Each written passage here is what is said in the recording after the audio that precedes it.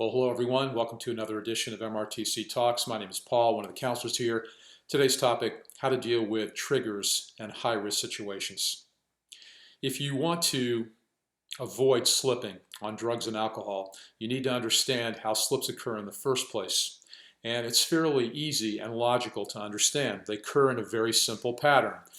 As evidenced by this high-tech graphic that I have here at MRTC Talks, this is how slips happen.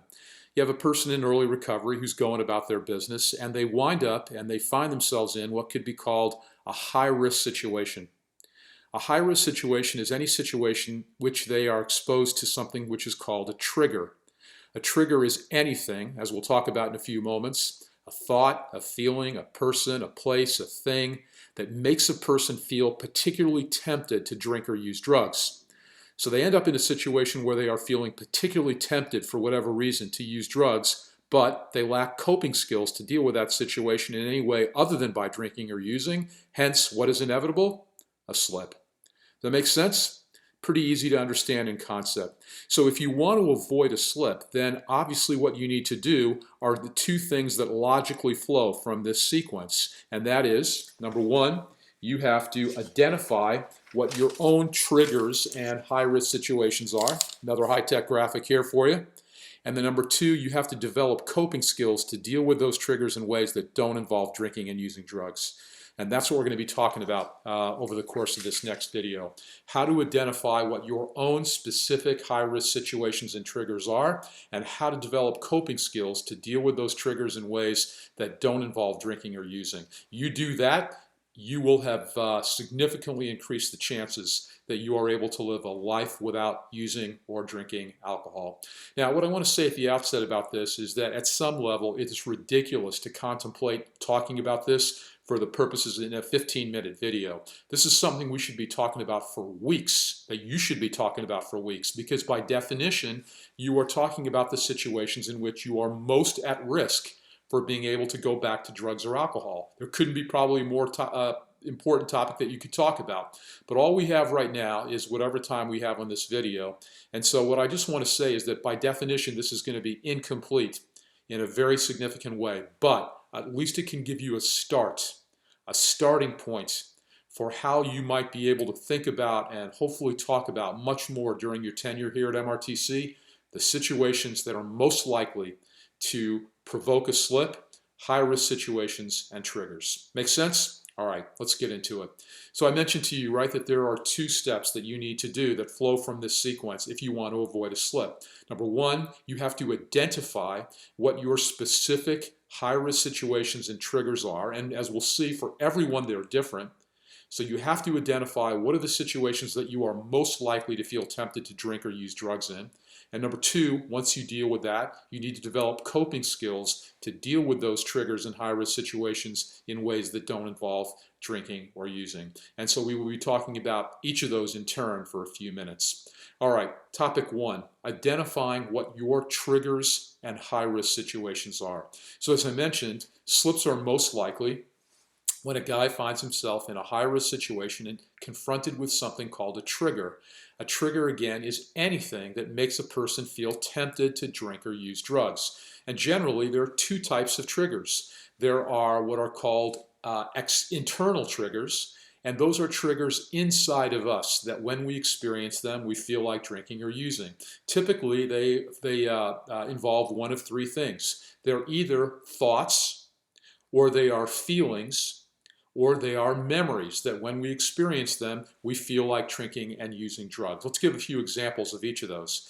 So in terms of a kind of a thought that a person might have that might make them feel tempted to drink or use, imagine what those might be. Here's a couple of examples. If the thought crosses in your head, right, man, I could just handle one, that might make a person feel triggered to use. If a thought goes through a person's head, man, no one's going to know.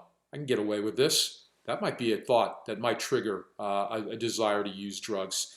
Or the thought, hey man, I deserve this drug. I deserve this drink. I've been sober for the last 3 months, or I just had an accomplishment at work. I got this coming. That type of thought might trigger, right, a desire to use. So triggers can be thoughts. Internal triggers can be thoughts. They can also be feelings. a feeling that if a person has, they may want to use drugs or alcohol in an attempt to change that. And many of these feelings, right, are negative feeling states that we could call, right? Things like depression, anxiety, loneliness, boredom, isolation, rejection, hurt, pain, sadness. When we experience these kinds of feelings, sometimes we obviously have a desire to drink or use drugs to make those feelings go away, at least temporarily. The other kind of example, right, might be memories. So, for example, if you have memories of using in a particular situation, and perhaps you are recalling the early days of your use, maybe where drugs and alcohol were positive in your life, that can be something that might trigger you to be to use. So the first kind of trigger are called internal triggers. They are triggers that exist inside of us that make us feel like drinking or using. And again, the three most common examples are thoughts, feelings, and memories. The triggers can also be external. They can be outside of us, that when we encounter, we feel like drinking or using. So they can be things like people, places, things, sights, sounds, neighborhoods, bars, alleyways, haunts, smells, songs, anything outside of us that may be associated with drinking or using in the past, and thus when we encounter them in recovery, they may re-trigger us in some ways to feel like getting drunk or getting high. So again, triggers can be either internal or external, and they can also be in a certain way either positive or negative. Now, when most people especially when it comes to feelings, most people, for example, associate negative feelings like depression, anxiety, boredom, stress as being triggers that may make them feel like wanting to use. And that certainly is true in many cases. But I think one of the other thoughts you should keep in mind is that sometimes, right, it can be what we would think of as positive feeling states that actually make a person feel like drinking or using drugs as well. In other words, sometimes one of the most significant times that a person is at risk of slipping is not when things are going poorly, but when things are going well. Do you know how many slips, for example, occur after a guy gets a new job, a new promotion, a new girlfriend, a 90-day chip, a 1-year chip? Now that may seem kind of paradoxical and counterintuitive. Why, when things are going well and people experience positive feelings like happiness or a feeling of success or a feeling of pride, might they actually be at a greater risk of relapse than in other situations? Well, if you think that through, I think, mechanisms become clear. First of all, sometimes when things are going well in a person's life, that may cause them to become overconfident, and they may become complacent and let their guard down and relax a little bit and not defend against the threat of addiction in the same kind of way as when things are maybe not going so well in their life. So that can be, right, overconfidence or complacency. I think sometimes when things are going well, people sometimes forget the pain that addiction caused them. They engage in a process of what's called euphoric recall. They recall the past in ways that were more favorable than it actually occurred. In other words, they forget all the misery, but they remember the good times associated with drinking or using, and that can set them up for a potential slip. I think another reason that why people sometimes slip when things are going well and they experience positive feelings is because in a strange way, especially if you've come from a life in which positivity has not been a regular feature of your experience, when things are going well, it can feel a bit unfamiliar. And unfamiliarity is, for many of us, uncomfortable. And we may self-sabotage that by unconsciously seeking to bring ourselves back to a feeling state that we may know all too well, and that is one of unhappiness and misery. It's a strange phenomenon that sometimes we gravitate unconsciously back to feeling states that we are more familiar with, even though those feeling states may not be as positive as the ones that we aspire to. And then a last mechanism that sometimes explains why positive feeling states like happiness, joy, success, pride, contentment can actually be a high-risk situation for many men is that many men often feel deep down in their core that they don't deserve good things in life. They may have felt, for example, that they are a bad human being or that they have committed harm against other people or that they are otherwise undeserving of good things. And that when things in life start going well, again, paradoxically, when without us even necessarily being consciously aware of it, we may self-sabotage ourselves by slipping to return back to a state that we think deep down in our core we actually do deserve: misery. So, to summarize, triggers can be both internal, inside of us, thoughts, feelings, and memories, or external, people, places, things, sights, sounds, smells, songs, neighborhoods, so things outside of us. They can also be negative feeling states like depression, anxiety, stress, but also paradoxically and counterintuitively sometimes positive feeling states like happiness and joy and contentment. So the key fact here is that you have to recognize what your own specific triggers and high-risk situations are. And the key point is that they are different for everyone. If I asked a group of guys at MRTC, how many of you guys feel like getting drunk or feel like getting high, say for example, when it's a sunny day, a warm day, a beautiful day? There might be some guys who say, yeah, that is kind of a trigger for me, particularly if for maybe guys that use alcohol. But if I also ask, hey, how many guys feel like getting drunk or getting high if it's a gloomy, depressing, gray, rainy, cold day? Other people might say, yeah, when it gets like that, I do feel like getting high. It's different for all of us. And so what you need to do is to identify your own specific triggers and high-risk situations. And the reality is that many of us are not even aware of what those are. And if you're not aware of what they are, how can you potentially prepare for them? You just happen to go about your life, you find yourself in a situation, a predictable situation, that you feel tempted to drink and use drugs on, but because you don't even know you're in it, you don't have the ability to combat it, and hence a slip sometimes becomes inevitable. So having talked now about this, we are going to do an exercise that's going to help you to begin to identify what your own specific triggers and high-risk situations are. If you're watching this in a group, your counselor will have given you something which is called a triggers worksheet. It's a one-page document, two-sided. And if you're watching this by yourself, hopefully you will have gotten a copy of that as well from your counselor. The triggers worksheet is a worksheet that lists around 75 common triggers that when a guy in recovery experiences them, they potentially may feel like drinking or using. You can see that on the first page of that triggers worksheet, these are external triggers, so things again that are outside of us that may make us feel like drinking or using. And on the back page are internal triggers, things that are inside of us, thoughts and feelings that sometimes make us feel like getting drunk or getting high. What I want you to do now is to take a few minutes, and I'd like you to work through that worksheet. And you can see what it's asking you to do is to go through those triggers and to identify, right, which triggers are the most significant for you by rating their significance, right, on a scale of 0 to 4. So if you read a trigger, for example, and from your own experience of your life, you say, yeah, when that happens to me, I always feel like getting fucked up, then you should mark a 4. If the trigger is largely irrelevant, yeah, no, if that happens, that's not something that makes me feel tempted to drink or use drugs, you mark a 0. And if it's somewhere in the middle, right, you mark the number that best corresponds to it. The idea is to begin to identify, right, what are the triggers and high-risk situations that most apply to you. So what I'd like you to do now is to stop the video and to work through the worksheet, rating those triggers, how significant, important, applicable, worrisome, troubling they are to you on a scale of 0 to 4. And once you've done that, resume the video. So stop the video right now, take some time to work through that sheet, and when you're done, restart it.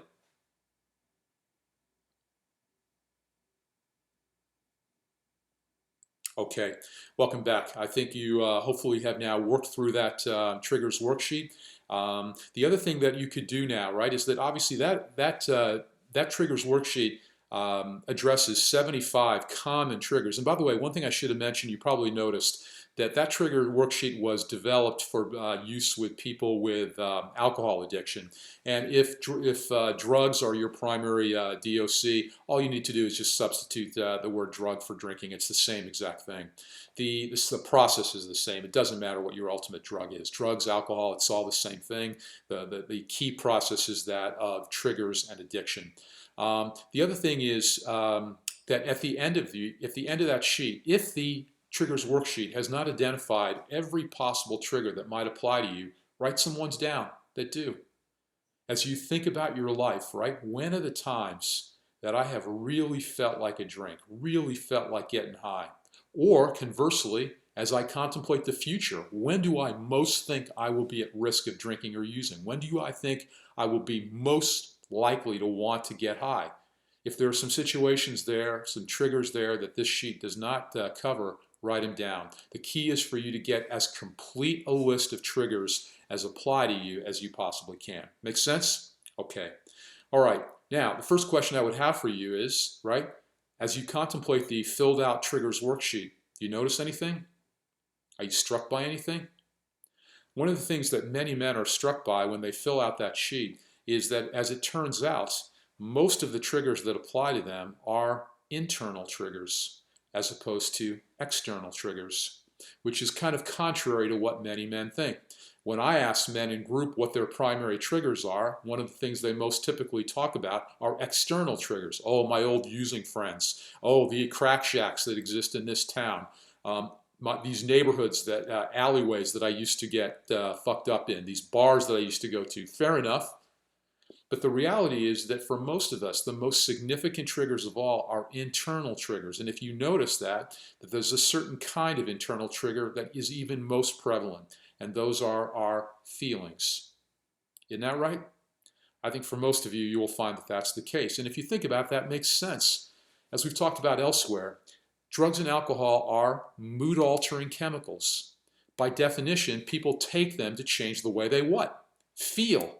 And so it stands to reason that some of the most powerful triggers of all are going to be internal feeling states that for whatever reason we find uncomfortable, undesirable, unacceptable, and we want to change them. And we know how to change them in the short term, and the way that we do that is through ingestion of drugs or alcohol. So in many ways, right, some of the most significant triggers are going to be internal triggers, particularly feelings. And perhaps you may have found that. All right, so we are working on this first step now of trying to help you to identify what your own specific triggers and high-risk situations are, so that you can begin to develop coping skills to deal with them. And now what we have to do, right, is that we got to start somewhere. And so what we're going to do is we're going to begin next the process of trying to help you to prioritize them. You got to start somewhere. Obviously, you should ultimately be able to prepare for, right, and develop coping skills for every one of the triggers on that triggers worksheet that you mark number 4. But there might be 30 of them. And so you got to start somewhere. And so we're going to begin to prioritize them by whittling those down to the 5 most important ones. So here's what I want you to do next. In a moment, I'm going to ask you to stop the video, and I'm going to ask you to go through your triggers worksheet and look at all of the triggers that you have marked a 4 for. These are going to be the ones that by your own definition are most significant, most important, most troublesome to you, the ones that are really the big ticket ones.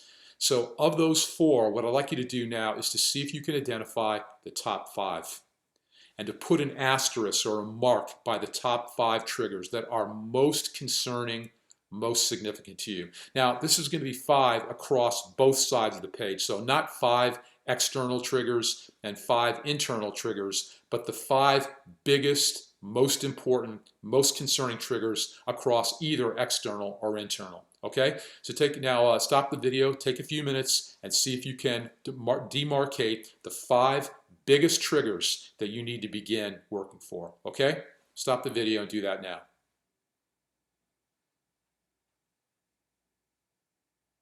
Okay, welcome back.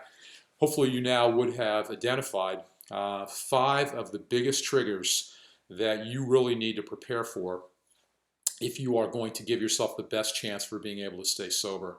All right, now again, I think, right, this would be a good place for you to start working on here at MRTC, figuring out how you can deal with those big ticket, high risk situations. But again, right, we need to start small, and we need to begin by even further prioritizing them.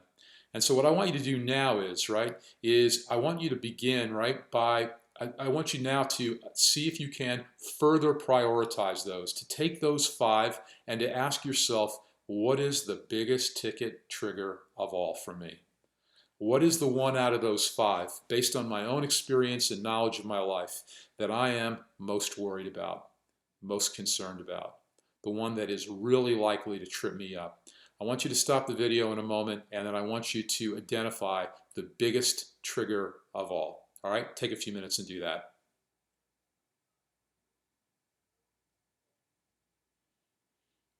Okay, welcome back. So hopefully now you would have identified, right, the single biggest trigger, and that faces you, that you are most concerned about, that's most likely to set you up for a slip. And so now, congratulations, we've completed the first step in that process, which is to identify and now prioritize some of the biggest ones. And we're going to use now the number one that you've identified. For purposes of the second part, right, of what you need to do is to develop coping skills to deal with that particular trigger when it occurs in ways that don't involve drinking or using drugs. All right, so we move now to that step. Step 2, develop coping skills to deal with those triggers. Now, what I want to tell you about this is this, that the nature of a coping skill that was required to deal with a particular trigger really depends upon the nature of the trigger itself. Unfortunately, there's no easy rules about here's 5 things you can do to deal with the trigger, because it's so much is dependent upon the nature of the trigger itself. And I think one of the most important things you can do is to truly understand what the nature of the trigger is, and then to use not only your own faculties and brain, but the brain power of other people to help you to brainstorm different ideas that you might be able to use as coping skills to deal with that trigger in ways that don't involve drinking or using drugs. I want to give you 3 examples. 2 from my own life and 1 from my experience here at MRTC, that show you, that give you a sense, right, of what some kind of coping skills could be to deal with particular triggers. And as you'll see, sometimes, right, the coping skills are kind of nice and easy to identify, and you can wrap them up all in a nice bow, and you got a plan for dealing with that trigger. And sometimes they're more muddy, they're more involved, they require more work to be able to really deal with them. And so I want to give you a little bit of a sense just to stimulate your own thinking and to show you the kind of analysis and thinking that is helpful in terms of being able to come up with coping skills to deal with your triggers. So first, an example from my own life. When I stopped drinking, I was asked when I was in kind of an educational program, Paul, what's one of your biggest triggers? And the one that I identified at that time was Friday at 5 o'clock. Now, you might imagine, right, how that could be a trigger for someone, for example, that has drank abusively. Obviously, the end of the work week, the beginning of the weekend, happy hour. But the other reason that was one of the biggest triggers for me is at the time I was working as a lawyer at a large corporate law firm in Chicago. And that Friday at 5 o'clock, every Friday, what would happen is that groups of lawyers would come down the hall, knocking on lawyers' doors, asking them if they wanted to go to the pub across the street for a bump. And for 10 years, almost, every Friday night at 5 o'clock, I had gone with those lawyers across the street to the bar and gotten drunk. And so when people ask me, Paul, what's going to be hardest for you in terms of not drinking? In other words, what is a trigger that is likely to make you tempted? That was one of the first ones that came to mind. Friday at 5 o'clock. And someone then said, well, the counselor then said, like, well, Paul, what's your plan for dealing with that? To which I replied, I don't know. To which he replied, you got to know. And I said, yeah, I don't know how to deal with that. And so then he asked the group, do you have any ideas for Paul as to how he can deal with the trigger of Friday at 5 o'clock? One guy raised his hand and said, I got an idea. First of all, you got to get out of your law firm prior to 5 o'clock. You got to leave at 4:45. Prior to the time that those lawyers coming down the hall. Someone said, is that a good idea, Paul? So that's a brilliant idea. Anybody else have any ideas for Paul? Another guy raised his hand. He said, I think, Paul, that at 5 o'clock on Friday, you got to do something that is the opposite of drinking, the antithesis of drinking, something that's associated, right, with wellness, with health, with vitality. You got to go to the gym and work out at 5 o'clock. That thought had never even occurred to me, and I had never worked out, right, at 5 o'clock on Friday. I was always getting fucked up. But that idea made sense to me as well.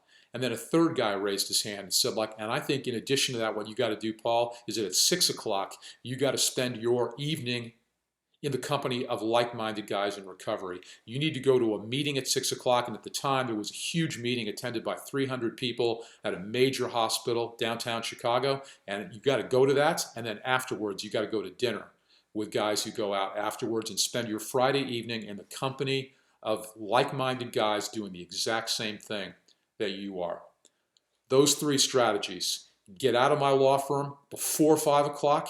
Number two, at 5 o'clock, do something that is the opposite or the antithesis of drinking, something that is instead associated with health and wellness. And number three, spend my Friday night in the company of like-minded men in recovery.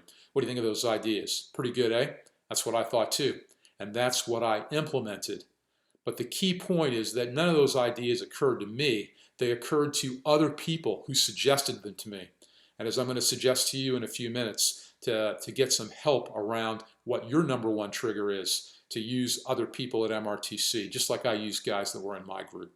So that's one example that shows you the creative thinking that sometimes is helpful to be able to deal with a particular trigger. Let me give you one example from group. From my group experience at MRTC that shows you also some creative thinking in terms of how to deal with a trigger.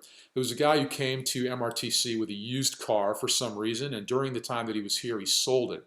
And he sold it, and he got $1,100 for it. He came to group one day, and he told the group that he was incredibly triggered. He had $1,100 in his back pocket, and that money was burning a hole in it. And that he was having all kinds of thoughts of going across to Tent City, which existed at the time across from MRTC, and getting high. And he asked the group for support around how he could deal with this particular trigger. The group began to suggest all kinds of ideas, every one of which he rejected as impractical or not possible. They said, put it in a bank. I don't have a bank. Create a bank account. I can't create a bank account because of my credit history. Give it to a friend. I don't have a friend. Give it to a relative. I'll just get it back from him. Whatever idea they suggested to him for how to deal with this money so that it would not serve as a trigger, what he rejected as essentially unworkable. But then one guy came up with an idea, and he pitched it to him, and he said, this is what I think we should do, man. He said, I think we should go upstairs to Tracy and in the admin office at MRTC, and we should get you a safe. But here's the key thing.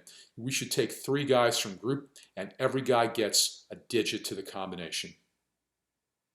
So that means, right, that if that $1,100 is sitting in there and you tell us, right, that you need $50 out of there to get smokes, you gotta, right, there's going to be 3 guys from group, each one of whom has a digit to your combination that's going to put their eyes on you and make a sense in that moment, right, about whether you are telling the truth or whether you might be using that money to get high.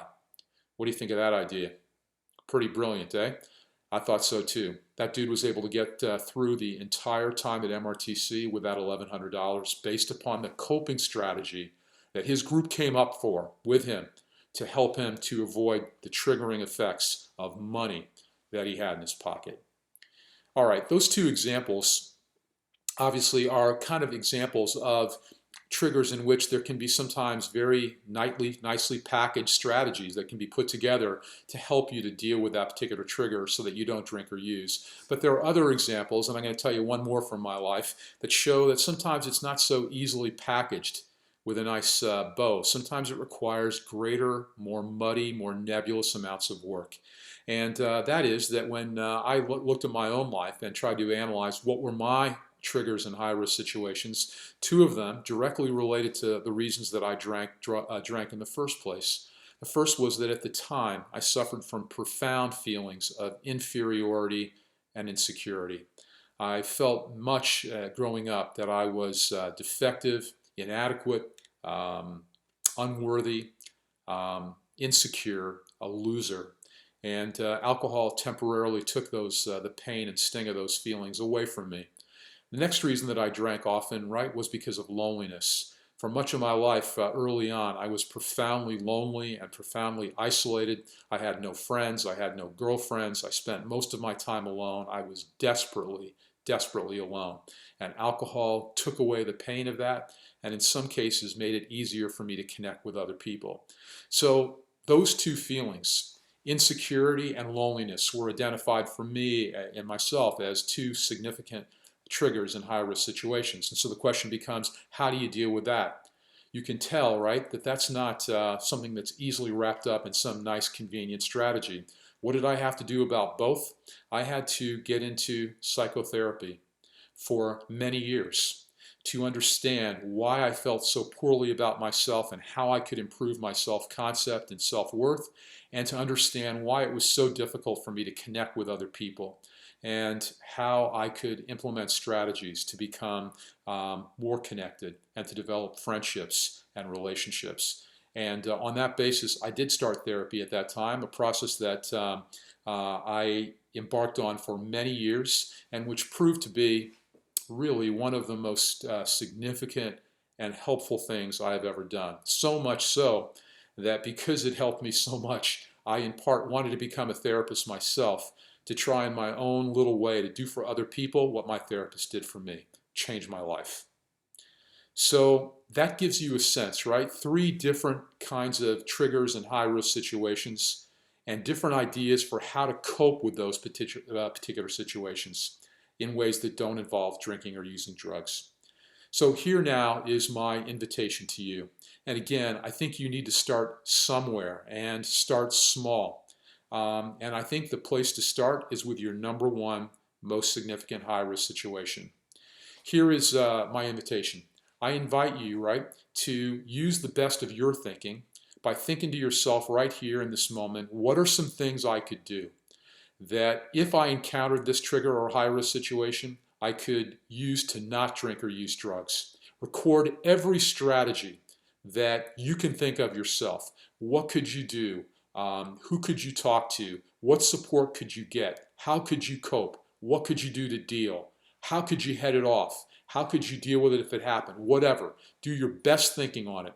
But then do what I did and what others have done that I think is a profoundly helpful step. And that is to realize, man, that 10 heads are better than 1.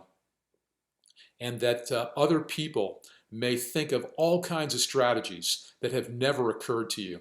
And that I invite you to solicit the feedback of other people to help you to think about different coping skills that might be useful to you. And here's how you could do it. If you're in group right now, or if you want to take this to your home group, next time your counselor says, anyone want to check in, or anyone got an issue they want to bring up in group, bring that up. Say, hey, I was watching this video and around how to identify triggers in high-risk situations. And this is the one, man, that I think is most significant for me, the one that really has the potential to take me out. These are my ideas for how to cope with it if it happens in ways that don't involve drinking. What do you guys think? You have any other ideas that you might be able to suggest to me? So to do it in group would be one strategy. Another is, if you're not in group or you don't want to do or can't do it in group, is to just go around to your friends at MRTC and go around to your counselor and ask them for ideas. Hey, this is the number 1 trigger that I can identify when I feel worthless, when I feel rejected, when I am feeling empty, whatever it is that you identified on your sheet. And ask people for ideas for how to deal with that particular trigger in ways that don't involve drinking or using drugs. 10 heads are better than 1, man. And one of the most powerful things you can do is to ask other people for support. There is a tremendous amount of accumulated wisdom and knowledge in the clients and the staff that work at MRTC. Feel free to use them to help you to deal with the situations most likely to take you out. So in conclusion, if you want to avoid a slip, you got to understand how a slip occurs in the first place. And it occurs in a very easily understood and predictable way. A guy's going about his business in early recovery, and he happens to find himself in something we could call a high-risk situation, in which he is confronted by something called a trigger. A trigger, again, is anything, either inside of ourselves or outside of ourselves, that makes us feel like drinking or getting high. If a person lacks coping skills to deal with that trigger in any way other than by drinking or using, then what's inevitable? Of course, a slip. So what do you got to do? You got to do the 2 things that we began doing today on this video. Number 1, you have to identify your own unique triggers and high-risk situations. The things that are most likely to make you feel tempted to drink or use drugs, that are most likely to lead to a slip or a relapse. And you've done that. And the second thing you got to do is that you got to develop coping skills to deal with those triggers in ways that don't involve drinking or using. Again, this is a huge topic, a topic that by all rights we should be talking about for weeks, not for minutes. But minutes is all we got today. And so what I'm hoping this will serve for you is a start, a launching pad, a beginning to talking about in group with your counselor, with your friends here, this critical issue. What are the situations that are most likely to lead me to go back to drugs or alcohol? And when they happen, as they will in life, what can I do to cope with them in ways that don't involve drinking and using? I hope this has been helpful. Thanks very much. See you next time.